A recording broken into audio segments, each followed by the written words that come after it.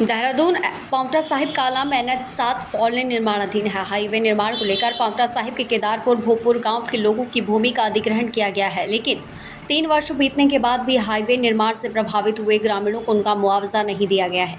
आक्रोशित हाईवे निर्माण से प्रभावित ग्रामीण पिछले 25 दिनों से धरने पर बैठे हुए हैं, लेकिन ग्रामीणों की समस्याओं को लेकर ना प्रदेश सरकार और ना ही प्रशासन सुध ले रहा है। मीडिया से बात करते हुए हाईवे निर्माण से प्रभावित ग्रामीणों ने बताया कि हाईवे निर्माण में अधिग्रहण हुई उनकी भूमि का उन्हें 3 वर्ष बीतने के बाद भी मुआवजा नहीं मिला है। मुआवजे को लेकर धरना प्रदर्शन 25वें दिन भी जारी है। उन्होंने कहा कि सरकार समेत स्थानीय नेताओं का रवैया उदासीन रहा है। सैकड़ों किसानों को मात्र 20% ही मुआवजा मिल सका है।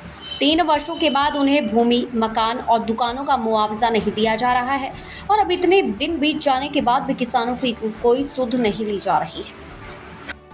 Welcome to Akshardham public school Moginand में स्थित, जिसका मुख्य उद्देश्य excellence through efforts, quality education for all class family, शिक्षा के साथ संस्कारों का भी समावेश, दूर दराज से बच्चों के आने जाने के लिए कटोला, सैलानी, सैनवाला, देवनी, विक्रमबाग, कौंथरो, सुकेती, जोड़ो, कालाम, मैनथप्पल व जाटावाली से बस की सुविधा उपलब्ध। हमें अनशन पर बैठे हैं, 24वां दिन हो रहा है। कोई भी प्रशासनिक अधिकारी के कान पर जूं नहीं रेंगी और यहाँ हमें बेवकूफ़ बनाया जा रहा है। कोई कहीं हमें लग ही नहीं रहा कि हमारी कहीं सुनवाई हो रही है। प्रशासनिक अधिकारी सारा अब कोर्ट के अंदर मैटर का बोल के अपने हाथ पैर झाड़ रहे हैं। क्या जब यहाँ रेट फिक्स हुए थे तब लोगों को दिखाई नहीं दे रहा था कि ये इसका क्या रेट तय हुआ है मुआवजा देने का?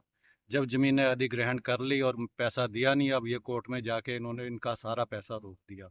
और आगे जो है कोई न कोई पैसा डाला ना कुछ वो किया है।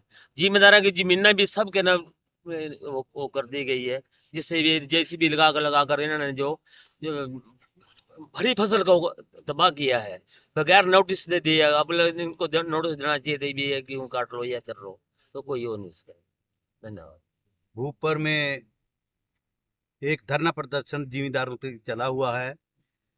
ऐसा लगा हुआ 3 साल पहले से ये ज़मीन एक्वायर की हुई है और उनके साथ नाइंसाफ़ी हुई है, क्योंकि जो आजकल मार्केट रेट है वो जो है ज़मींदारों को मिलना चाहिए। ज़मींदारों जो है इनकी जो कमाई है, इनका जो जीवन है वो बड़ा कठिन है, क्योंकि समय पर सरकार या कोई भी इनको उचित मूल्य नहीं प्रदान करते हैं, इसलिए दुखी होते हैं। 3 साल से मैंने सुना किसी के 5 कमरे, किसी के कितने कमरे वो भी है, उन्हें गुजारा करना मुश्किल हो रहा है और सही दाम नहीं मिले गए हैं। जो मिले हुए कुछ गिने चुने मिले हैं, उससे उनको सांत्वना दी हुई है। हम तो निवेदन करते हैं मुख्यमंत्री हिमाचल प्रदेश को यहाँ बैठे हुए हैं, उनको उचित मुआवजा देकर उनको दें, ताकि उनकी मन को भी शांति हो और इस हाईवे का जो है निर्माण शुरू हो सके। यहाँ पर पांवटा के भूपुर केदारपुर में किसानों के साथ, मतलब हिमाचल में एंट्री करते ही किसानों के साथ बड़ी अनियमितताएं यहाँ पर हुई। किसानों की जमीन को, मकान को, फसल को बर्बाद कर दिया गया 2022 में।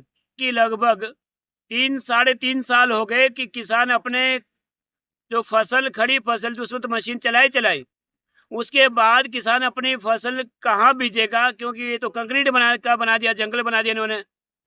किसानों को मुआवजे के नाम पे केवल धोखा मिला। किसानों से कागज ले लिए गए और उन्हें कुछ दिया नहीं गया। पिछले 24 दिनों से तीनों गांव के लोग यहाँ अनशन पे बैठे हुए हैं, पर यहाँ अधिकारियों के कान पर, नेताओं के कान पर जू नहीं रेंग रही है। हर बच्चे का सपना होता है कुछ बड़ा करने का, और उनके सपनों को साकार करने के लिए चाहिए एक मजबूत नींव। करियर एकेडमी स्कूल लेकर आया है एक ऐसा मंच जहां शिक्षा और संस्कार मिलते हैं आधुनिकता के साथ। खेल, कला, संगीत और अन्य सह शैक्षणिक गतिविधियां आपके बच्चे के हर हुनर को संवारने के लिए तैयार हैं। तो आइए अपने बच्चे के भविष्य को उज्जवल बनाएं। आज ही करियर एकेडमी स्कूल से जुड़ें। अधिक जानकारी के लिए दिए गए नंबर पर संपर्क करें।